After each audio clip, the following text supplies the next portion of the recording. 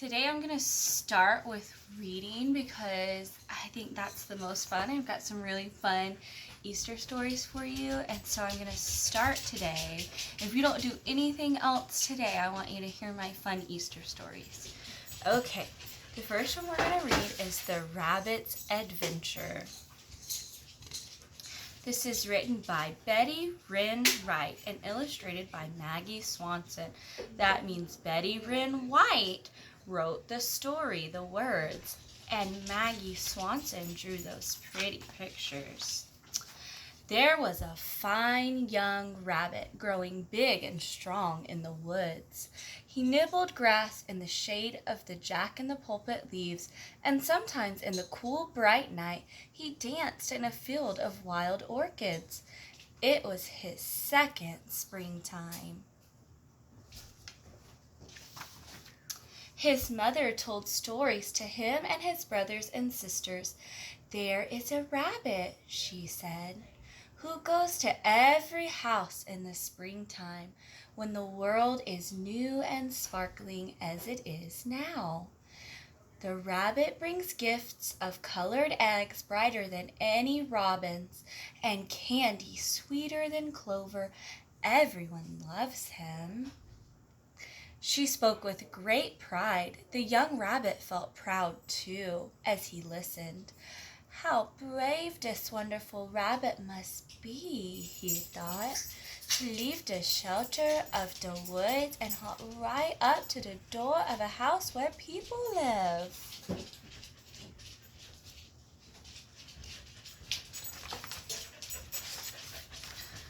"I wonder if I could be that brave," he thought, and he kept on wondering while the marsh marigolds lifted their faces to the sun, and he and all the other young animals grew bigger and stronger. Birds and squirrels, chipmunks and foxes, they all left their nests and burrows to explore the world. There's my favorite animal. Early one morning, when the dew still covered the grass, the fine young rabbit set out to see just how brave he was. He hopped through the woods and out onto a lawn that surrounded a house. "I don't have eggs or candy to give," he said, "but at least I can find out how brave I am. I will hop right up to the door of this house and touch it with my nose." That was absolutely the bravest thing he could think of. One hop, two hops, the young rabbit was close to the house. He heard a gasp of delight, and he looked up to see a boy and a girl watching from the window. "Look," the girl said, "the Easter Bunny! I told you we'd see him if we got up early."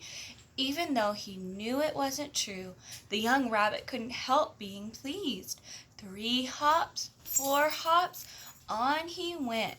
Just as he was going to jump up onto the porch, the door opened wide and a tall man came out. He bent to pick up a paper lying on the step, and as he bent, a great furry dog ran between his legs, nearly knocking him over.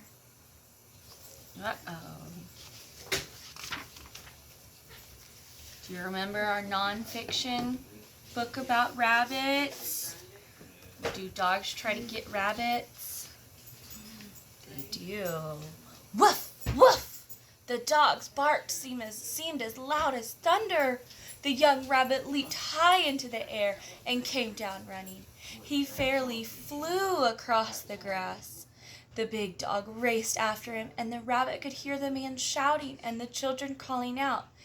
Into the woods he went, over logs, through underbrush, with the dog close behind him.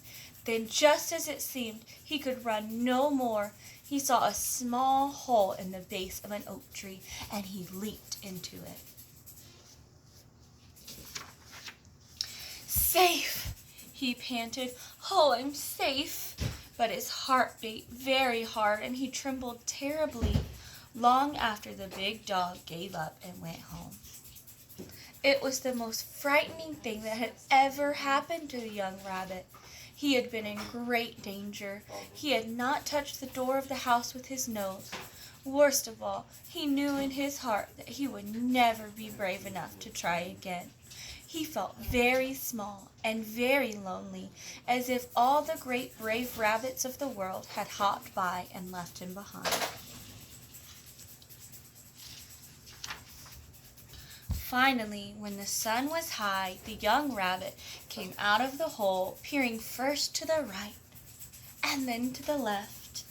Through the woods he went, his heart so heavy that he could not feel the sun.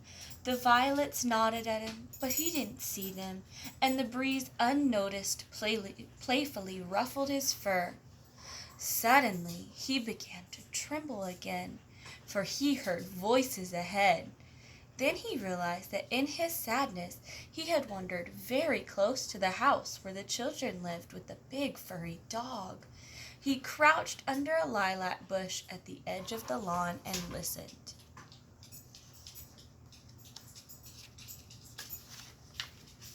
The young rabbit sat very still. If I could only show them I am all right, he thought. But somehow close by,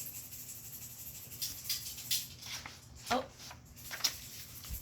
please don't feel bad. Sorry, Mr. Page, please don't feel bad, said the tall man. Enjoy the candy and the eggs the Easter Bunny brought you. Enjoy the beautiful day. But the boy and girl were crying. Tinker chased the bunny away, sobbed the little girl. He hurt the Easter Bunny. No, no, said the man. I'm sure the bunny got away. He was a very fast runner. The young rabbit felt better in spite of himself. He had run faster than the big furry dog.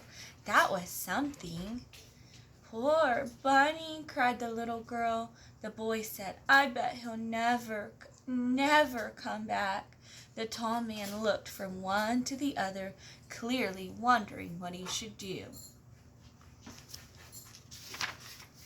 The young rabbit sat very still. If I could only show them I am all right, he thought. But somehow, very close by was the big furry dog. The rabbit shook with fear at the thought of meeting him again. Then the gentle spring breeze blew stronger, lifting his fur and stirring the new green leaves around him. The rabbit remembered what it had felt like to do almost the bravest thing he could think of. Suddenly, it seemed to him that the woods were full of voices, and they were all saying, Go, go, go.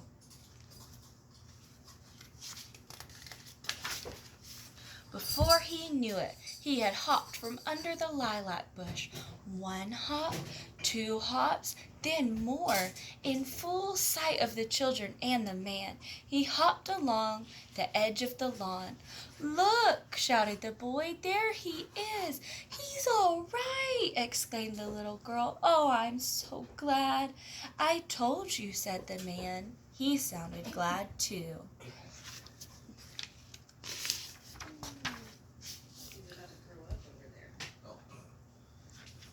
All around the edge of the lawn, the brave young rabbit hopped. He was very frightened, but he didn't stop.